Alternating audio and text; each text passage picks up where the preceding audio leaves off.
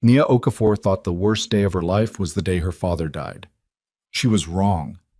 The worst day is today, standing in a crumbling chapel in a dress that doesn't fit, about to be handed to a homeless stranger for less money than a used television. Her stepmother is smiling. That smile should have been the warning, because the man waiting at the altar with dirt on his jacket and silence behind his eyes is not what he appears to be, not even close. And by tonight, Nia's entire world will be unrecognizable. If this story already has your heart pounding, stay with me until the end. Hit that like button and drop a comment telling me what city you're watching from. I want to see exactly how far this story travels. Now let's begin. The dress was ivory, or it had been once. Now it carried the particular gray of something stored too long in the wrong place. A closet that smelled of mothballs and old decisions, pulled out this morning by hands that did not ask permission. Nia Okafor stood in the narrow bathroom off the kitchen and stared at herself in the water-spotted mirror and tried to find something in her own face that resembled calm. She did not find it. The bodice pinched at her ribs. The zipper in the back had been forced closed, and she could feel the teeth biting into her spine when she breathed too deeply, so she had stopped breathing deeply. She had stopped a lot of things in this house. Stopped asking questions, stopped expecting answers, stopped counting the years. She was 20 years old, and she felt like a woman who had already lived 2 lifetimes and been handed the bill for both. From somewhere beyond the bathroom door, she could hear Celine's voice carrying down the hallway. That low, carrying tone her stepmother used when she wanted to sound gracious without the effort of actually being so. Celine Brooks was on the phone. Something about arrangements. Something about timing. The word ceremony drifted through the gap beneath the door, and Nia pressed her palms flat against the edge of the sink and stared at the drain. Her father had been dead for 3 years. Edward Okafor had died in this house. In the bedroom 2 floors above where Nia currently stood, and in the weeks following the funeral, while Nia was still learning how to sleep through the night again, Celine had moved with the efficiency of a woman who had been preparing for exactly this moment. Lawyers arrived. Documents were signed. The estate, the accounts, the legacy of a man who had built his modest fortune through 20 years of disciplined work. All of it transferred into the careful grip of a woman who had spent 4 of those years pretending to love him. Nia had been 17. She had no legal standing. She had no money of her own. She had a bedroom in the East Wing that had once been used for storage.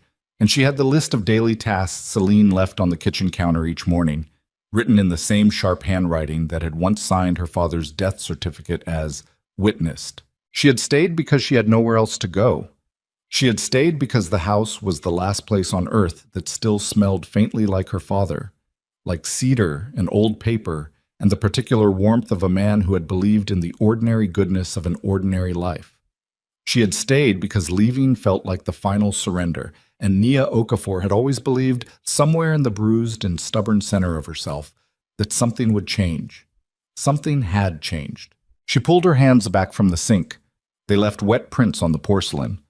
3 days ago, Celine had walked into the kitchen while Nia was mopping the floor, not asked her to stop, not waited for a natural pause, simply planted herself in the center of the room and announced it the way someone announces the weather. There was a man. He needed a wife. The arrangement had already been made. Nia had not moved. The mop had stayed in her hands.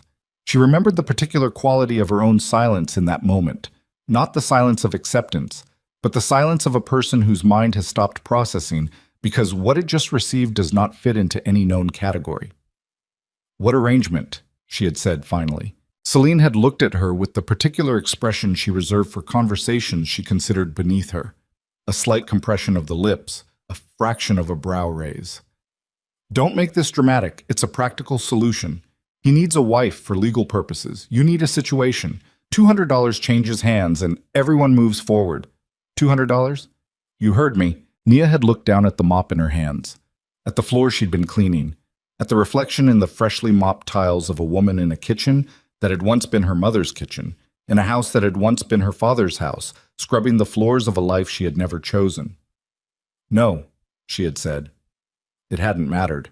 She had learned early that in Celine's version of this house, no was a position that could be overcome with the right combination of documentation and social pressure. By the following morning, Celine had produced a document. Nia still didn't fully understand its legal architecture that connected her continued residency in the house to her cooperation. The alternative was the street.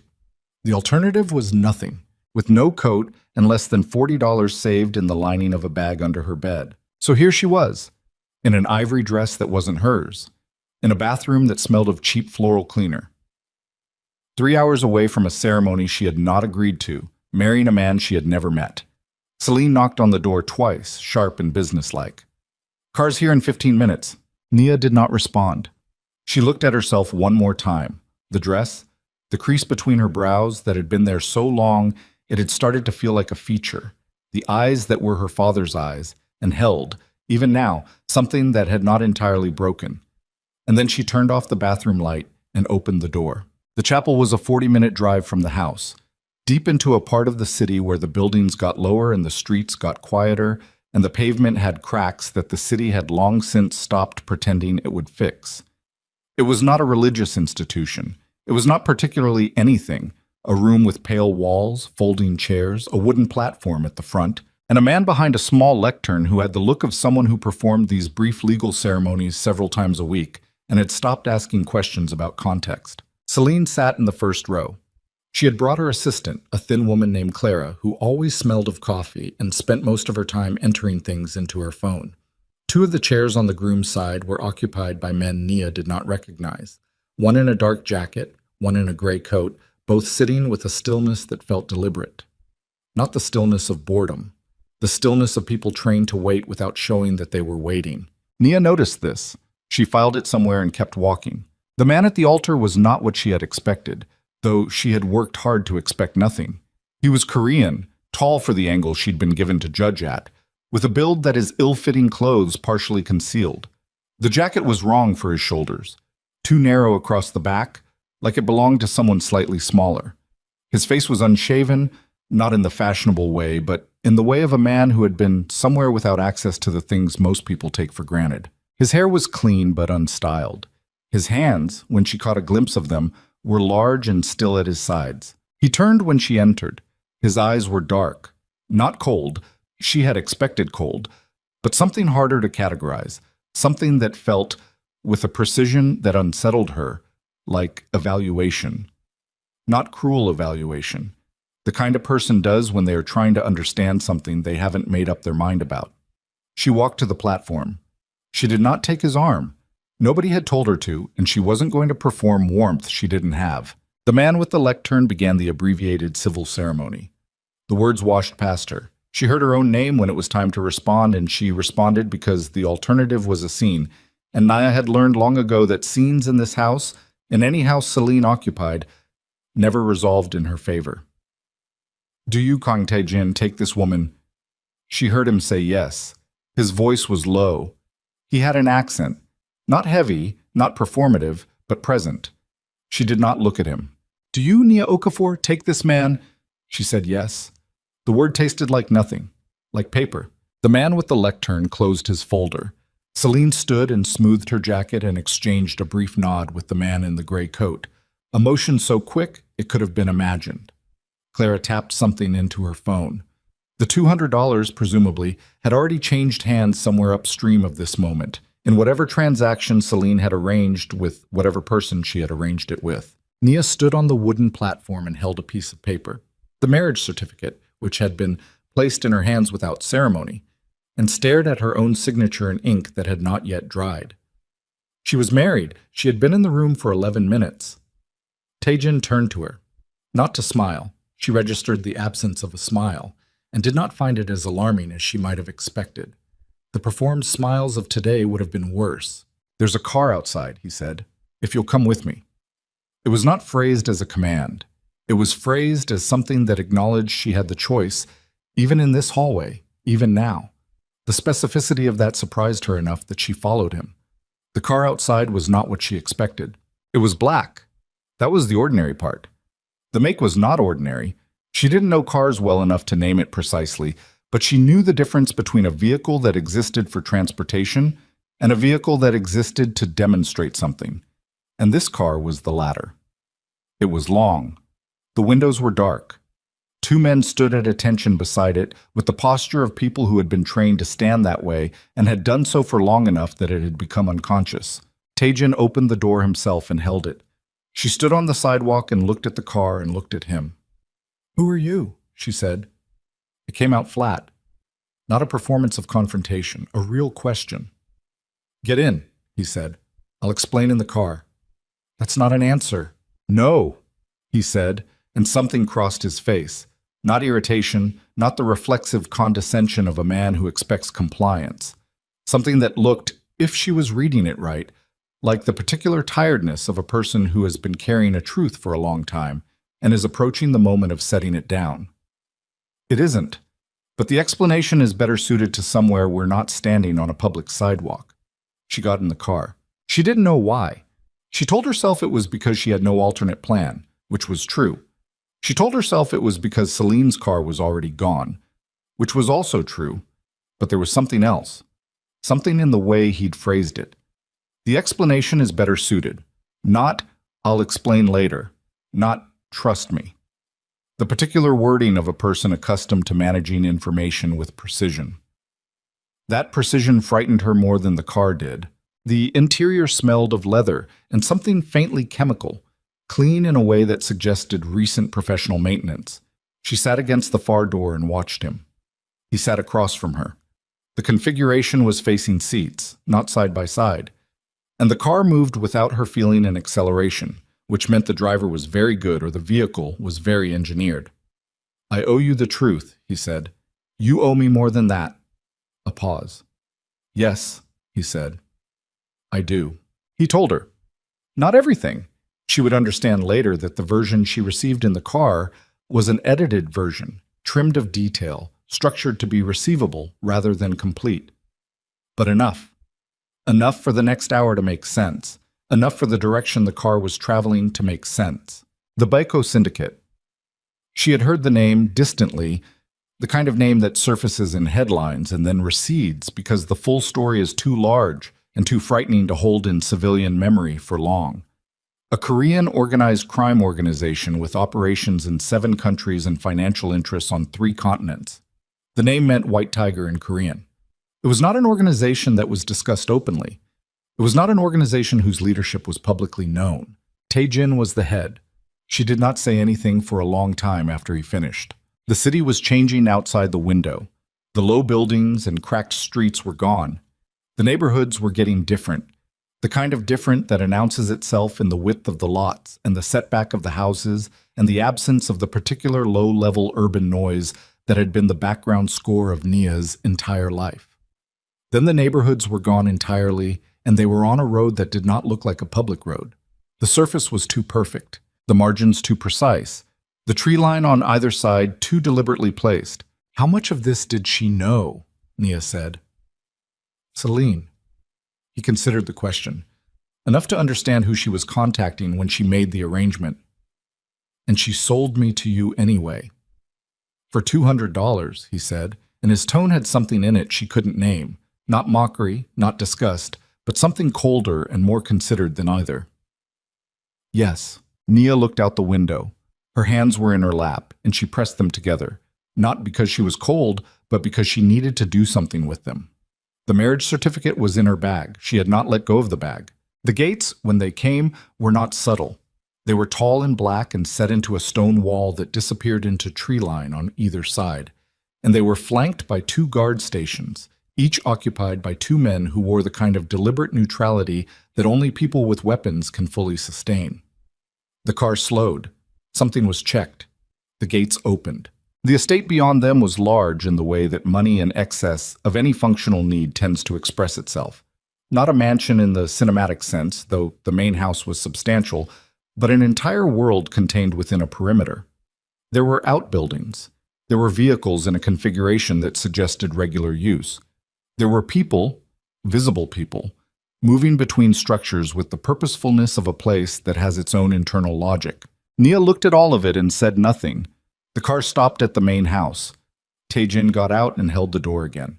She stepped onto gravel, real gravel, the raked kind, and stood with the marriage certificate in her bag and the too-tight dress biting her spine and looked at the building in front of her. You were living near the train tracks, she said. Yes. For how long? 4 months. She turned to look at him. The afternoon light was flat and even, and it removed the shelter of shadows, and she saw his face clearly for the first time. The exhaustion that had settled in around his eyes, the particular quality of a man who had been existing on the margins of something by choice, the way his jaw held attention even when his expression was composed. Why? She said. Because I needed to know, he said, if there was anything left in me that a person could value. That wasn't the boss. That wasn't the fear. She looked at him for a long moment. The gravel was even and cool under the thin soles of the dress shoes Celine had put her in. A bird moved in the trees somewhere behind the garden wall. And? She said.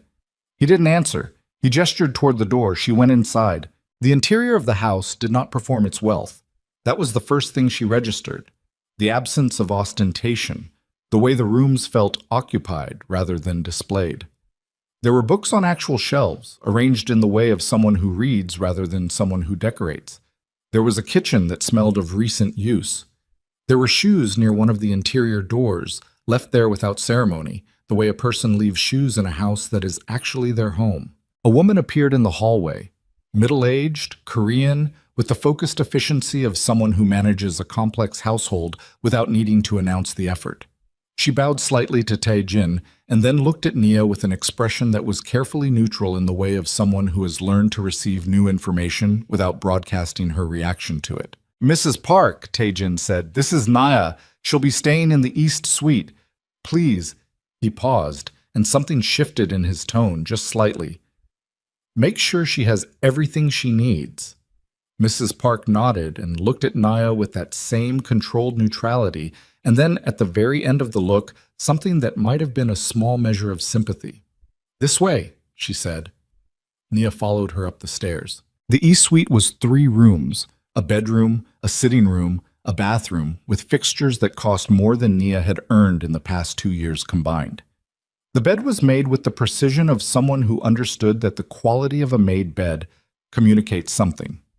There were towels folded on the bathroom rack. There were toiletries on the shelf, still in packaging. Mrs. Park showed her how the thermostat worked, where the extra blankets were kept, which window latch needed a second press to fully catch. She did all of this without editorializing, without the particular weight of commentary that Celine's household staff had always loaded into their most ordinary interactions. Is there anything specific you need before dinner? Mrs. Park asked. Nia sat on the edge of the bed. The dress was still on. The zipper was still biting her spine. I need scissors, she said, or something to cut this. Mrs. Park left and returned 3 minutes later with a small sewing kit and a pair of fabric scissors. She set them on the dresser without comment and closed the door behind her. Nia sat with the scissors in her hand and looked at the room. This was real. The room was real. The estate was real. The man downstairs, the man who was apparently her husband, was the head of a criminal organization that moved money and influence through 7 countries. She was sitting on a bed in his house. She had signed a marriage certificate. She had $40 in the lining of a bag she hadn't let go of. She stood and reached back and cut the zipper of the dress in a straight line from neck to base and stepped out of it onto the floor. Then she sat back down on the edge of the bed in her slip and looked at the wall until the light changed. He knocked on the door at 7. Not entered. Knocked. Dinner's been prepared, he said through the door. I'm not hungry. A pause. Okay. She heard him walk away. She listened to the sound of his footsteps until she couldn't hear them anymore, then lay back on the bed and stared at the ceiling and tried to organize the day into something that made structural sense. It did not cooperate. She slept without meaning to, which her body apparently needed more than her mind could object to. In the morning, she came downstairs and found the kitchen, and found coffee already made, and found him sitting at the table with a document in front of him and a pen in his hand, and the phone screen down beside his cup. He looked up when she came in. There are eggs, he said. Mrs. Park keeps them on the second shelf. She found the eggs. She found a pan. She cooked without asking him anything because she needed the ordinary mechanics of it. The heat of the stove, the sound of the pan, the particular focus of cracking an egg without getting shell, to put herself back in her own body. She ate at the counter because the table felt too much like a decision. He let her. That was the thing she kept coming back to in the first days. He let her. Not in the way of a man performing patience to demonstrate character. She had seen enough of that kind of performance to recognize the shape of it. This was something different. He moved through the house without crowding her. He did not interrogate her. He did not offer explanations she hadn't asked for. When she came into a room, he did not perform welcome. When she left, he did not perform indifference. He was simply there, present and not pressing. And that specific combination, present without pressing, was something she had no prior experience with. On the fourth day, she asked him about the money. She did it in the kitchen, standing at the counter with her coffee cup, and she asked it directly. "Where is the $200?" she said. "The money she got. Did it go to you? Did it come from you? I need to understand the transaction." He set his cup down. "The contact Celine reached out to is a man named Dong Su. He works for me. The arrangement was presented to him as a woman in a difficult situation who needed a husband for stability and didn't have other options. He told me about it. And you agreed. I had been watching several of these arrangements. Women in positions where someone with authority over them was selling access to their lives. I wanted to understand the pattern." He paused. "Celine thought she was selling you to someone desperate enough to pay for a wife. She didn't know who she was actually dealing with." Nia looked at him for a long time. "So it was, what, research?" "No." He said it without hesitation. "Not for a long time. I saw your file. I read what she'd done to you. I made a decision. To rescue me," she said, and her voice was flat. "To offer you a way out. Whether you wanted it was supposed to be your choice." "It wasn't my choice. I had no choice." "I know," he said. And again there was no performance in it. No attempt to reframe the harm, no pivot toward his own good intentions. Just two words that acknowledged a fact and didn't run from it. She looked at her coffee. "Don't pretend you did something noble," she said. "I'm not. Because I'm still here without having agreed to be. Just in a bigger cage." The silence that followed was not comfortable. She hadn't aimed for comfortable.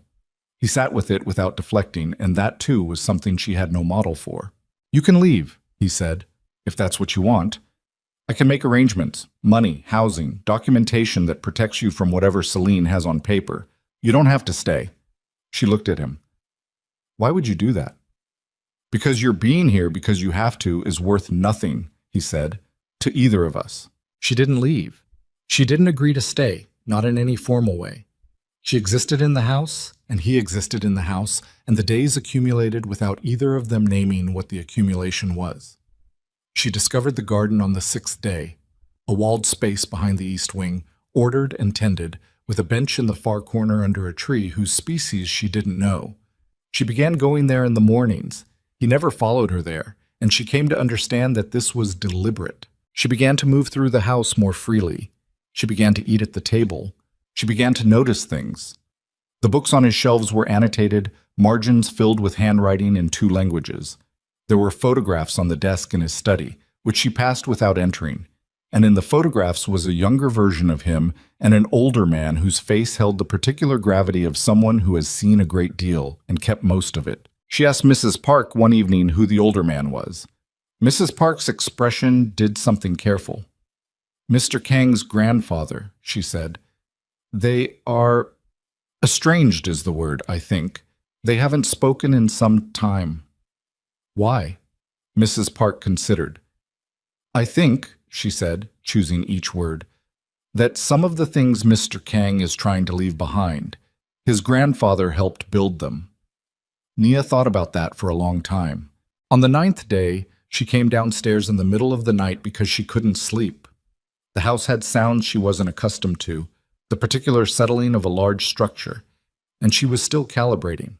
And she found him in the kitchen, sitting with the lights low, not eating, not reading, just sitting. The posture of a man thinking something that has weight. She stood in the doorway. He looked up. "Couldn't sleep?" he said. "No." "There's tea, second cabinet, right side." She made tea. She sat at the table across from him. Not because she had decided to be warm, but because standing in the doorway felt like more of a decision. "What do you do?" she said, "when you're not here?" He looked at her. "I run things." "The organization?" "Yes." "What does that actually mean, day to day?" He thought about it. It means making decisions that other people have enough incentive to carry out. Financial decisions, operational decisions, personnel decisions. A pause. And occasionally decisions about what to do when someone tries to take something that belongs to us. Violence. Sometimes. Does that bother you? He looked at her steadily. It used to keep me up at night. Now it just keeps me up. She wrapped both hands around her teacup. Is that why you left? The 4 months? Partly. What was the other part? He was quiet for a moment. I was 43 years old, he said, and I realized I had never had a conversation with anyone who wasn't either afraid of me or trying to get something from me. I wanted to know if that was the world or if it was me. She looked at him across the kitchen table, the low light, the tea, the large quiet house around them, and she felt the specific weight of what he had just admitted. Not its romance, if there was any, its cost, what it meant for a man to have arrived at 43 and not know the answer to that question. And, she said. He looked at her. The jury's still out. She almost smiled. She caught it before it fully formed and looked back at her teacup, but she felt him notice it, and she didn't think the noticing was unkind. She went back to bed. She slept better that night than she had since her father died. The following week, she found the boxes in the storage room off the east wing, heavy, labeled in her father's handwriting. She hadn't expected them. She stood in the storage room doorway for a long time, and then she went and found Tae-jin and asked him, without context, "Did you have someone bring boxes from the house?" He looked up from his desk. "Your father's study materials. Celine had them set out for disposal. My contact recovered them before the pickup." She stood in his office doorway. Her throat was doing something she needed to control. "Why?" "Because they were yours," he said, simply, without performance. She went back to the storage room and she opened the first box and she found her father's handwriting on notebooks and folders and envelopes, and she sat down on the floor among them and wept with a violence and privacy that she had been holding in reserve for 3 years. She wept until there was nothing left to expel. Then she wiped her face on her sleeve and began reading. She was still there at 3 in the morning when Tae-jin appeared in the doorway with a blanket. He didn't come in.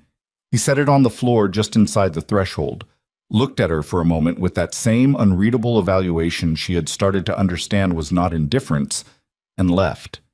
She pulled the blanket around her shoulders and kept reading. He was not a good man. She had made no decision about that. He was a man who had done things that existed outside of her framework for forgiveness or condemnation, and she had not yet decided what to do with the proximity of those things. But he was also a man who had sent someone to rescue her father's notebooks from a garbage pile. And she was sitting in a room with those notebooks at 3 in the morning with a blanket around her shoulders, and the specific mathematics of that, what it meant about him, what it said about her, what it was building in the space between them, was something she was not yet ready to name. She did not have to name it yet. What she knew was this. Outside these walls, somewhere in the city, Celine Brooks was sleeping without guilt in a house she had stolen. And somewhere in the international structure of an organization whose full shape Nia had only begun to understand, there were people. She did not yet know who, could not yet know who were watching the new wife of the Baeko boss and calculating what she was worth and what her existence meant for the balance of power that Tae-jin's 4-month disappearance had disrupted. She did not know about Han Seo-rin yet. She did not know that name. She did not know the history it carried, the engagement it represented, the dynasty it connected, the fury that was building in a woman who had spent her entire life preparing to stand beside the most powerful Korean crime boss on the continent, only to be displaced by a stranger bought for pocket change. She did not know about Jungmin Seok. She did not know that somewhere in the fractures of the organization, in the resentments that had accumulated while Tae-jin walked anonymous along train tracks, a man was doing math of his own, calculating grudges, testing alliances, building something with the slow patience of someone who has decided that patience is the one weapon left to him. She sat in the storage room with her father's notebooks and her blanket and the low hum of a house that held its secrets in its walls, and she did not know any of it yet. But morning was coming, and with it, everything that morning carries, the light that makes things visible that the dark had hidden, the knock on the door that changes the shape of the day, the name, spoken in a tone that carries its own warning, that you have never heard before and will never be able to unhear. Morning was coming, and someone was already in the car. She heard the car before she saw it. She was in the garden, the walled space behind the east wing that had become the one part of the estate she had claimed without asking permission, when the sound of tires on the front gravel carried over the wall. It was a different sound than the vehicles she had grown accustomed to in 2 weeks. The estate had its rhythms, its regular arrivals and departures, and she had learned them the way you learn the sounds of a house at night. This was not one of them. This was faster, more deliberate. The kind of arrival that does not slow down enough to be polite. She stayed in the garden. Whatever it wasn't hers yet. But 20 minutes later, Mrs. Park appeared in the garden doorway with an expression that was controlled in the specific way of a woman suppressing something she would not be paid enough to say out loud. "Mr. Kang asks if you would come inside," she said. "Asks?" Nia said. Yes, that word, asks, was different from the other words Mrs. Park had used in the past 2 weeks to convey Tae-jin's preferences. Nia set down the notebook she'd brought outside and followed her in. She heard the voice before she reached the main room. A woman's voice. Korean, rapid, carrying the particular pitch of someone who is accustomed to a room arranging itself around her presence and is currently discovering that this room has not gotten the instruction.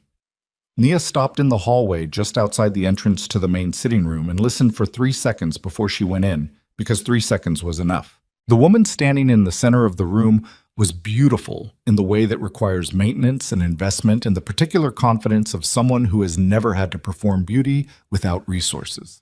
She was perhaps 30, with the kind of posture that is trained rather than natural, and she was dressed in a way that communicated money not through extravagance, but through precision. Every choice exact, every detail considered. She was looking at Tae-jin. He was standing near the window with his arms at his sides and his face in the particular stillness Nia had come to recognize as his mode under pressure. Not blank, contained. The woman's eyes moved to Nia when she entered. Something happened in her face. A compression, fast and controlled, that lasted less than a second and left nothing visible behind it. But Nia had spent years reading the faces of people who were performing calm over contempt, and she had read it. "Nia," Tae-jin said. "This is Han Seo-rin." The name meant nothing to Nia yet. She watched his face when he said it and saw in the set of his jaw that it was supposed to mean something, that the name carried weight he had not yet transferred to her. "Han Seo-rin," Nia said. Flat, waiting. Seo-rin looked at her the way a person looks at something that has been placed in the wrong room. Not angry yet. Still in the phase of evaluation that precedes anger. "You must be the wife," Seo-rin said. Her English was precise, slightly formal, carrying the quality of someone who learned it from tutors rather than from living. "I've heard a great deal about the arrangement." "I don't know anything about you," Nia said. "So we're not starting even." Something flickered in Seo-rin's eyes. She turned to Tae-jin. "You didn't tell her." "There was no reason to." "No reason." Seo-rin said it softly, which was somehow more alarming than volume would have been. "Tae-jin, we had an agreement.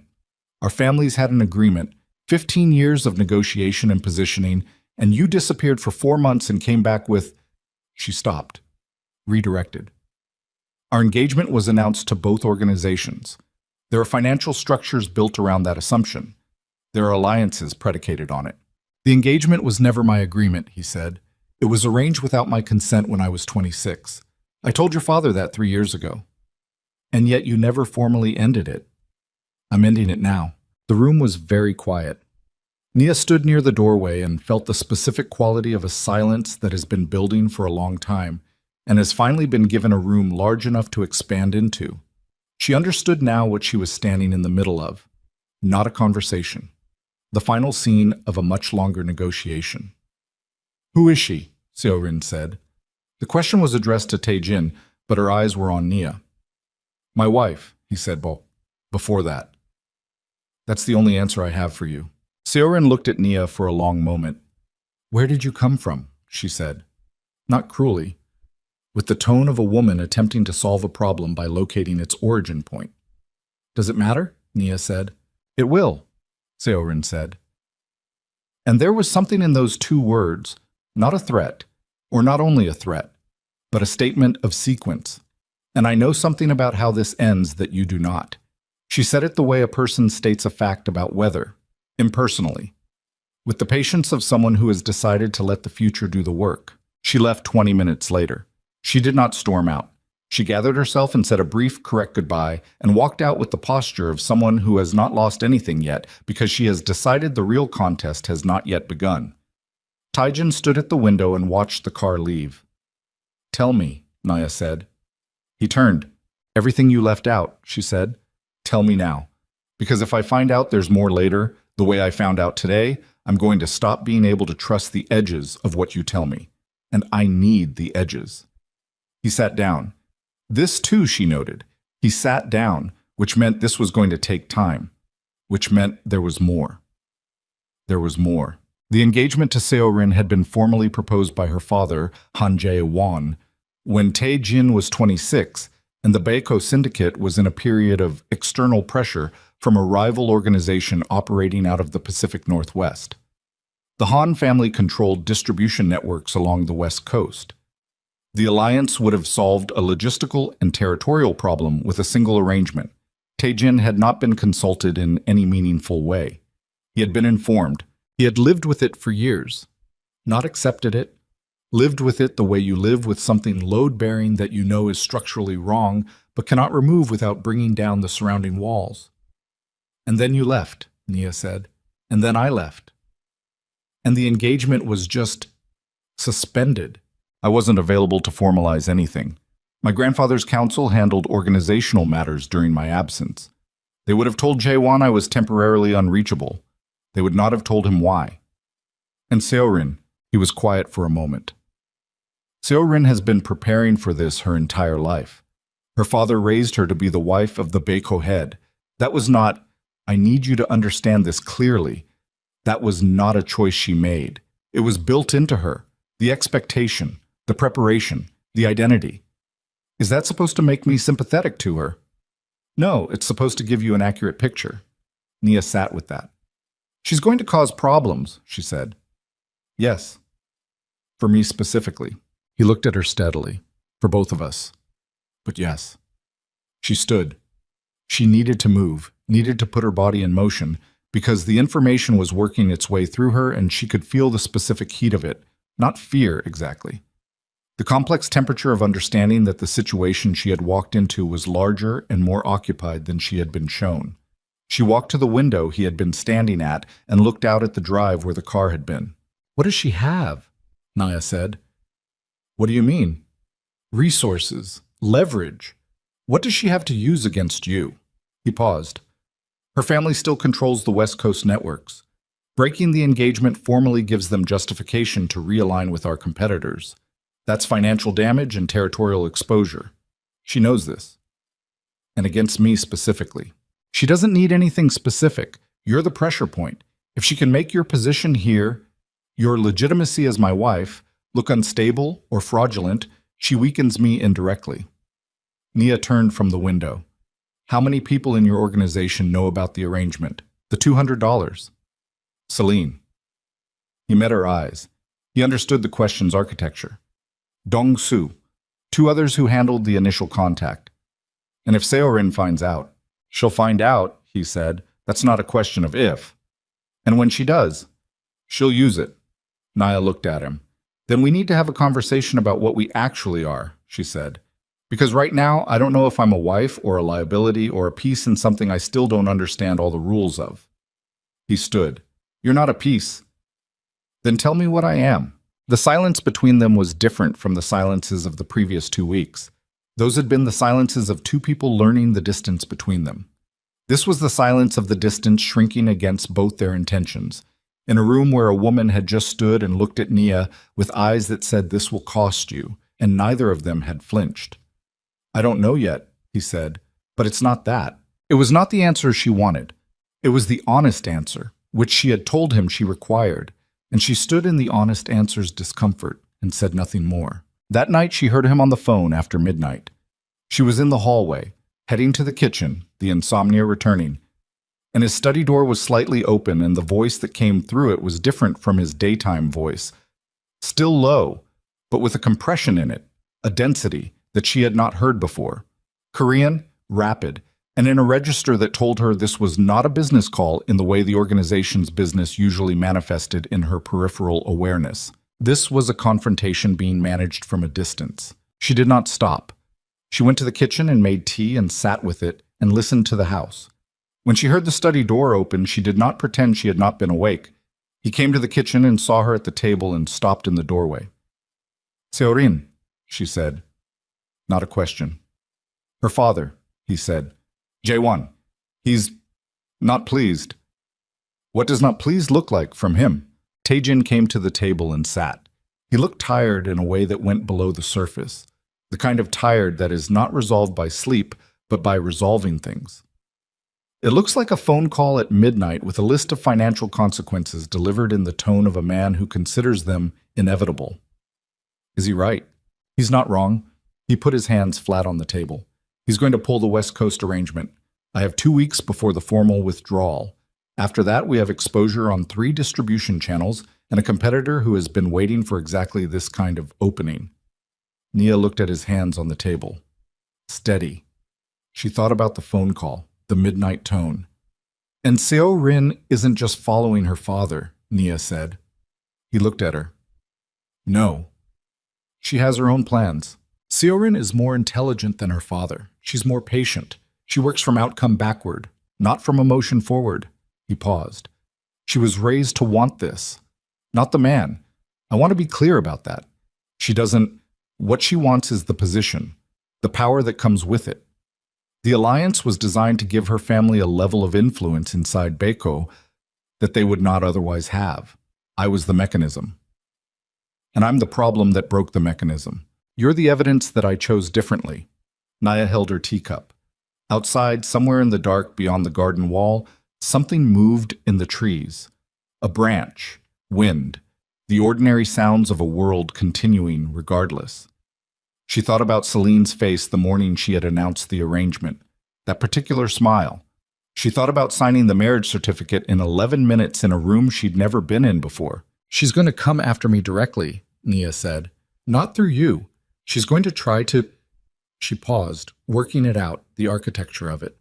"She's going to try to make me leave on my own, or look like I don't belong here, or uncover the money." "Yes," he said. "Probably all 3. Then I need to know more about the organization, about how it works, about what the people inside it think about me." He was quiet for a moment. "Why?" "Because I'm not going to be handled," she said. "I've been handled my whole life. I am not going to sit in this house and be a pressure point that people use against you without understanding what they're doing or how to—" She stopped, started again. "I need to understand my own situation." He looked at her for a long time. "Most people in your position would ask for the exit," he said. "The money, the housing, the arrangement I offered you. Is that what you want me to do?" He didn't answer immediately. When he did, his voice was careful. "No." "Then stop being surprised when I don't." He held her gaze. Something in his face shifted. Not the contained stillness of pressure, but something beneath it, something that had less armor on it. He picked up his coffee cup, which had gone cold, and looked at it. "All right," he said. He began telling her. Not everything. She understood there were operational specifics that existed outside of what she needed to know and outside of what would be safe for her to carry. But the structure of it, the internal hierarchy, the men who had been loyal to him for a long time, and the men whose loyalty was attached to outcomes rather than to him specifically. The history of the Baeko Syndicate's expansion and the specific frictions it had created, the names that mattered, the alliances that were real, and the ones that were maintained only by the mutual recognition of consequences. She listened. She asked questions when she had them, and they were good questions. He noticed this, she could tell he noticed, in the slight recalibration of how much detail he offered after each one. They sat in that kitchen until 2:30 in the morning, and the house was completely quiet and the tea had gone cold, and neither of them had moved to make more. "There's a name," she said finally. "You keep stopping just before it, someone in the organization." His jaw tightened, just slightly. "Min Seok." "Who is he?" "Was," he said. "Jung Min Seok. He was my underboss for 6 years. He handled the Eastern operations and the domestic financial restructuring, a pause that had texture to it. I removed him 18 months ago. Why? He was skimming, not catastrophically, but consistently. And when I confronted him about it, he stopped. Instead of a conversation, he came back with a counteraccusation. Claimed that I had authorized the diversions, that it had been my instruction. Had it? No. And you couldn't prove that. I could. I did. The council reviewed it. He was removed. Taejin set his cup down. He didn't take the removal as a conclusion. He took it as a beginning. Nia looked at him. Where is he now? Somewhere he can afford to be patient, Taejin said. Which means he has backing I haven't fully traced. She absorbed this. She thought about the architecture of it. Seorin with her dynasty and her 15-year preparation and her cold, backward-working intelligence. Min Seok with his resentment and his patience and his unknown backing. Two separate grievances with a shared target, moving on their own timelines. They're going to find each other, she said. He looked at her. If they haven't already, she said. He was quiet for a moment. That was longer than his usual pauses. That's what I've been trying to determine, he said. And I don't have a clean answer. Nia looked at the table. Her hands were still. Her breathing was steady. She thought about all the things she had never been told in the years she spent in that other house. The legal structures, the documents, the decisions made above her without her knowledge, and the way that not knowing had not protected her, but had simply meant that the harm arrived without warning. I want to meet the people who are loyal to you, she said. The ones you trust. Not to perform being your wife. I want to meet them because I need to be able to read a room, and I can't read a room full of people I've never seen. He nodded slowly. There's a meeting Thursday, mid-level. I can have you present. Not as a guest. He held her gaze. Not as a guest, he agreed. She stood. It was nearly 3. The kitchen had the particular stillness of a late hour, and a conversation that had moved something in the architecture of things. Taejin, she said. He looked up. The next time someone arrives at this house with a history I don't know about, don't wait for me to come inside, come find me. He held her gaze for a moment, and then he nodded. One small, deliberate nod. She went to bed. She lay in the dark and thought about Seorin's voice, and the specific weight of those 2 words, it will, and then she thought about Min Seok, whom she had never met and whose face she did not know, sitting somewhere patient in his resentment, waiting. The Thursday meeting was 12 people in the East Conference Room, a room Nia had passed but not entered, with a long table and windows that looked onto the garden she had claimed. She came in without introduction and sat at the end of the table nearest the door, which was a choice she made deliberately and which she saw 2 people register. One registered it with a brief neutral flicker. The other registered it with a slightly longer look that had something under it she filed for later. Taejin introduced her without apology and without elaboration. My wife, Naya. She has full standing in this room. And then he moved on, and the meeting moved on, and Nia watched 12 people react to her presence for 90 minutes. She counted 3 who were comfortable, 4 who were cautious in a way that felt professional rather than personal, 2 who were performing comfort, and 2 who were blank in the specific way of people who have been trained to be blank in the presence of unknowns. And 1, a man at the far left of the table, perhaps 50, with gray at his temples, and a way of holding his pen that suggested it was not actually a pen to him but a prop, who looked at her once, very early in the meeting, with an expression that was so briefly and completely cold that by the time she had processed it, it was gone. She did not look at him again for the rest of the meeting. She didn't need to. She had what she needed. After, she found Taejin alone in the hallway. The man at the far left of the table, she said. Gray temples, dark jacket, held his pen wrong. Taejin went still. He looked at me like I was already gone, she said. He turned to face her fully. His name is Baek Sung-ho. He's been with the organization for 22 years. Is he one of the ones you trust? A pause that was just a fraction too long. He was. Was, she said. Was, he confirmed. She looked at him. Then you already knew. I suspected, and you brought me into that room anyway. I needed to see if you could read it, he said, and I needed to see what he would do when there was something new in the room to react to. Nia breathed through the flash of anger that moved through her. Not at his reasoning, which was sound, but at the specific texture of being used as a diagnostic tool without being told that was what was happening. "Don't do that again," she said. "Use me as bait without telling me I'm bait." "You're right," he said. "I know I'm right. That's not the point. The point is that you agreed last night to stop making decisions about what I know without telling me, and then this morning—" "You're right," he said again, quieter this time, in the tone of a man who means it. She held on to the anger for another 3 seconds and then let it go, because holding it wasn't the use of it. "Baek Sung-ho," she said. "What's his connection to Min Seok?" The question landed, and she watched it land, and she saw in his face the specific expression of a man whose internal conclusion has just been confirmed by an external voice. "They trained under the same man," he said, 15 years ago. "Then they've already found each other," she said. "This isn't a future problem." He looked at her, not with the contained stillness of pressure this time, with something that was less armored and more present, and for the first time in 3 weeks, she could see clearly in his face something that was not yet named between them, but had stopped being deniable.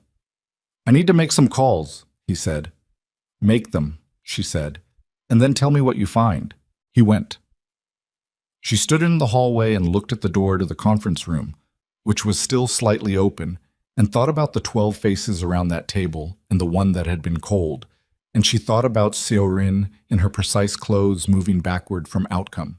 And she thought about a man named Min Seok, sitting somewhere patient with 22 years of institutional knowledge, now sitting at the table next to his resentment. The pieces were moving. She had not chosen to be on this board, but she was on it, and the board did not have an off-ramp, and the woman who had spent 3 years mopping someone else's floors and losing without being asked had decided, somewhere between the midnight kitchen and the conference room and her father's notebooks on the storage room floor, that she was done losing things she hadn't chosen to put up. She was still in the hallway when Mrs. Park appeared with the quiet urgency she reserved for things that required immediate attention.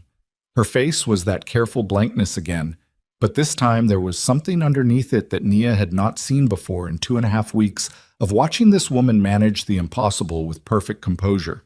It was the specific expression of someone who has received information they wish they hadn't. "Mrs. Park," Nia said. "What happened?" Mrs. Park looked at her. She pressed her lips together for just a moment, the smallest hesitation, and then she said, "There's been a message, for you specifically, not for Mr. Kang." Nia went very still. "From who?" Mrs. Park handed her a small envelope. White, no exterior marking. Nia opened it. Inside was a single card, the kind used for formal correspondence, and on it, in handwriting that was elegant and precise and utterly controlled, were 6 words. She read them once, then again.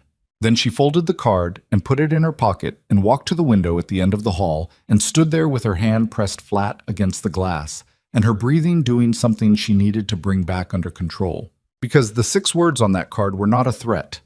They were worse than a threat. A threat can be defended against. What was written on that card was a demonstration, a proof of reach, a proof of knowledge, a proof that someone had been watching carefully enough and long enough to know the one thing that, if it became public in the wrong room to the wrong people, would not just endanger Nia's position in this house. It would give Taejin's enemies exactly the weapon they needed to justify removing her permanently. The card said, "We know about the $200. So does everyone who needs to." 6 words that weren't 6 words. They were a detonation with a delay timer, and Nia was standing at the window with her hand on the glass, counting the seconds before the shockwave hit. She did not go to Taejin immediately. She stood at the window for 3 full minutes and let her breathing do what it needed to do and made herself think rather than react, because reacting was what they wanted. Whoever had sent the card wanted her to run to him in a panic, wanted to watch her destabilize, wanted the first version of this information that reached the room to be a frightened woman with a card in her hand instead of a controlled one. She was not going to give them that. She put the card in her pocket. She found Mrs. Park still in the hallway, standing with the careful stillness of a woman who had delivered something and was waiting to understand what it had cost. "How did this arrive?" Nia said. "A courier. Front gate? It was addressed to you by name." "How did they know my name?" Mrs. Park's expression did something small and uncomfortable. "Everyone knows your name," she said quietly. "They have for some time." Nia looked at her. "How long?" "Since the day you arrived." She absorbed this. She thought about the conference room and the 12 faces and the cold man with the gray temples who had looked at her once and then looked away. And she understood now that she had not been an unknown quantity for as long as she had believed. She had been watched from the beginning, categorized, assessed.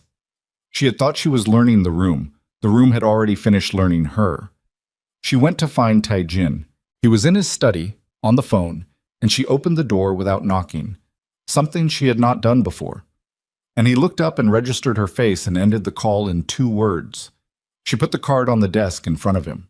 He read it. His face did not change in any visible way, but his right hand, which was resting on the desk, pressed flat against the surface with a pressure that was not casual. "When did this arrive?" he said. 10 minutes ago. Front gate. Courier." "Mrs. Park has the couriers? It won't lead anywhere," Nia said. "It was meant to arrive. It wasn't a mistake. Someone wanted me to have it, and they wanted me to bring it to you, and they wanted to watch what happens next." He looked at the card again, then at her. "You're not panicking." "I told you I was done being handled." She sat down across from him. "Who knows about the $200? You said Dong-soo and 2 others." "Yes."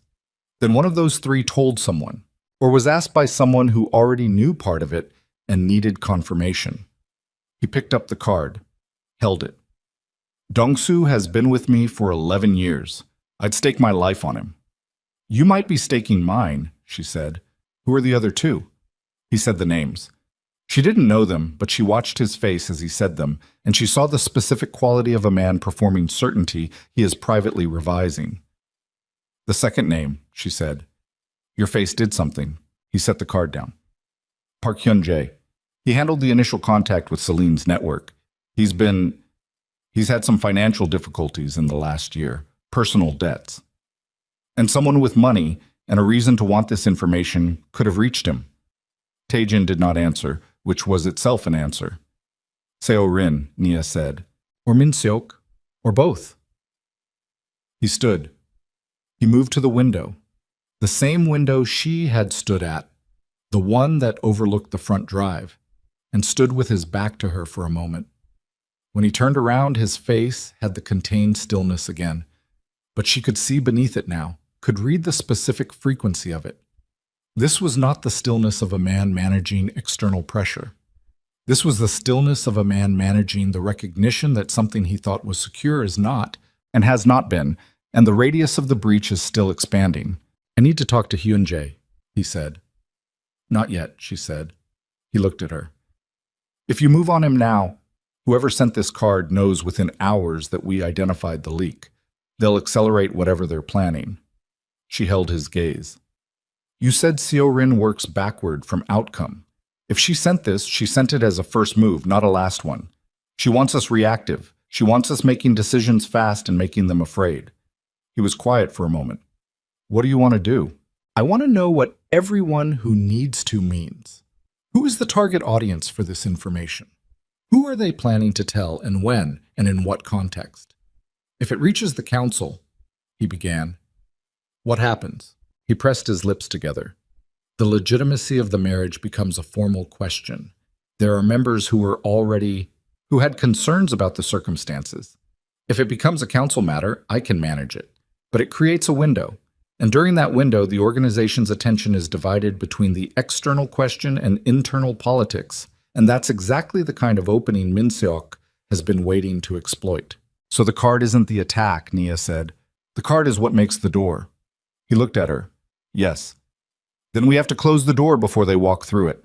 She leaned forward. "Tell me about the council. Who sits on it?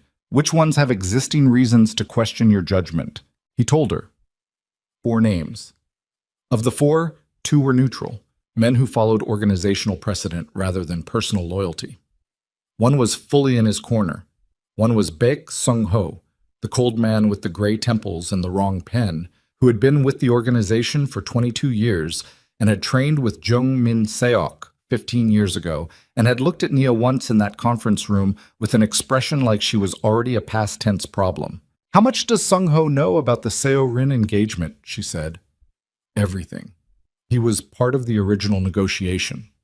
So he has a loyalty to the alliance that predates his loyalty to your current decisions. In some respects, yes. And if the $200 story reaches him in the right framing, he calls for a formal review, Taejin said, which requires me to appear before the full council and account for the circumstances of the marriage, during which time, formally, organizational authority is held in committee. And Min-seok needs committee paralysis to move. Yes. Nia sat back. She pressed her fingers against each other and looked at the desk. Her mind was working in a way that felt cold and clean and slightly frightening, because it was the same part of her that had figured out Celine's legal structures at 17. The same part that had understood intuitively that you cannot fight someone with more power than you through direct confrontation. You have to understand the mechanism of what they're building and remove one critical piece before they finish building it. Hyun-jae, she said. Don't confront him. Bring him in. Tell him you've heard a rumor that someone is trying to access information about the marriage arrangement. Tell him you need him to quietly monitor for any inquiries coming from Seo-rin's network or Min-seok's contacts. Tell him you trust him specifically. Taejin watched her. If he's already been compromised, he'll warn whoever turned him. And then we watch the reaction. Where it comes from, how fast, what shape it takes. That tells us what they know and what their timeline is. She looked at him. And if he hasn't been compromised, he becomes an actual asset. You're using him as a sensor, Taejin said. The card used me as a sensor. I'm returning the approach. He looked at her for a long moment. The afternoon light was coming through the study windows at an angle that caught the edge of the desk and the corner of his face, and she thought about the kitchen at 2:30 in the morning and the notebooks on the storage room floor and the specific accumulation of days that had brought her to this desk, in this chair, in this house. And she thought, this is the thing I can do, this specific thing, this navigation of people who are trying to remove you without showing their hands. She had been trained in this, without wanting to be, by 3 years in Celine's house. All right, he said. He made the call to Hyun-jae that evening. She was not in the room. That was her choice, not his. She waited in the garden and listened to the birds settle for the evening and kept her hands still in her lap. When he came out to the garden 40 minutes later, his face told her before he spoke. He asked 2 questions, Taejin said. Questions that someone who was genuinely monitoring for external inquiries would not have needed to ask. What questions? He asked whether the council had already been informed, and he asked whether Dong-soo knew I was making this request. Nia closed her eyes for 1 second. He's checking the boundary of what's already compromised. Yes. How long do we have before he reports back? Hours? Maybe less. She stood. Then we don't have the timeline I thought we had. She looked at him. What can you do tonight? Right now, tonight. I can brief the 2 neutral council members before Sung-ho can reach them. Give them the full account of the marriage, the real account, including the $200, directly from me, with context before they hear it as an accusation. Remove the shock value. Do it, she said. And Dong-soo, where is he? 20 minutes from here. Get him here. If Hyun-jae reports to Min-seok's network tonight, we need someone we trust inside the gate. He was already moving. The next 4 hours were the most precise and controlled chaos Nia had experienced since the day Celine had announced the arrangement over a kitchen floor, and she had experienced that day with no resources and no allies and no understanding of the architecture of what was coming. Tonight, she had none of the first 2 things and a rapidly developing grasp of the third, which was not enough, but was not nothing. Taejin reached both neutral council members before midnight. She was not in those calls, but she sat outside the study and listened to the cadence of his voice through the door. Not the words, just the rhythm. And tracked the shape of each conversation by the pauses and the register. Both ran long. One ran very long. Neither ended badly. She could hear that much. Dong-soo arrived at 11:15. She had not met him before. He was a compact man in his mid-40s, with a face that did not advertise its intelligence but contained it. And he looked at Nia when he came through the door with a directness that was not impolite but was entirely without performance. He told me about you, Dong-soo said. When he decided. What did he tell you? She said. That you had your father's eyes and your stepmother's address and not a single person in the world looking out for you. He paused, and that he wanted to change the second and third things. She held his gaze. He was wrong about the first, she said. I have my own eyes. Dong-soo looked at her for a moment, and then he did something she had not expected. He smiled briefly, with the specific quality of someone who has just confirmed something. Yes, he said. I can see that. She briefed him on Hyunjae herself, with Tae-jin beside her, and she did it with the same precision she had used to lay it out for Tae-jin earlier. Dong-soo listened without interrupting, which was the listening style of a man who was building a complete picture rather than collecting fragments. When she finished, he looked at Tae-jin. She's right about the timeline, he said. If Hyunjae moves tonight, Sung-ho calls an emergency session by morning. Can you intercept the message? Tae-jin said. I can delay it. 6, maybe 8 hours. Dong-soo's jaw was set. But that only changes when, not what. 8 hours is enough to finish the council outreach, Nia said. If both neutral members have the full story from him directly before Sung-ho can frame it as a betrayal of the organization, the emergency session has no quorum for removal. Dong-soo looked at her again, then at Tae-jin, then back at her. Where did you find her? He said. Train tracks, Tae-jin said. And the specific dry weight of the answer, the absurdity and the accuracy of it, landed in the room and both men held it for a moment. Nia did not find it funny, but she found it, for the first time in 3 weeks, something adjacent to bearable. The night moved. Tae-jin finished the council calls at 1 in the morning. Both members, a man named Cho and a woman named Yoon, which were all the names Nia was given, had agreed to hear the full account in person the following day rather than accepting a second-hand version from any other source. It was not a victory. It was a delay of the mechanism. But delays were what they had. She was in the kitchen at 2 when Dong-soo found her. His face had the particular quality it had lacked all evening, a tightness around the jaw that had not been there before. Hyunjae already moved, he said, 3 hours ago, before I could get to his communications. She set her cup down. So the 8 hours? Already spent. Sung-ho has been contacted. She looked at the wall above the kitchen counter, breathed. Then the morning session is certain. Yes. And Min-seok. Dong-soo's jaw tightened further. He placed his hands on the counter and looked at them. There's been movement on 3 of the Eastern distribution channels in the past 2 hours. Routing changes. Not large enough to trigger the automated flags, but consistent with someone pre-positioning assets. He's getting ready to move, she said. He was already moving. He's been moving for weeks. The card tonight The card wasn't Seorin's opening move. Dong-soo looked at her. It was the signal. The thing that told Min-seok the operation was live. The kitchen was very quiet. Somewhere in the house, Tae-jin was still in his study. The gate was manned. The house was locked. And outside, in the dark, 2 separate operations were converging on the same point. She found Tae-jin in the study and told him what Dong-soo had said, and watched his face perform the specific, rapid internal calculation of a man revising his threat assessment in real time. He was good at this. She had watched him do it before, and each time she was struck by the absence of panic. Not because he didn't feel it, she knew now that he did, but because for him the panic and the calculation were not sequential. They ran simultaneously, and the calculation always emerged first. I need to call my grandfather, he said. She had not expected that. The estranged grandfather. Do-hyun. He said the name with a weight that belonged to a much longer conversation. He's the only person who has intelligence networks deep enough to know what Min-seok's external backing actually is.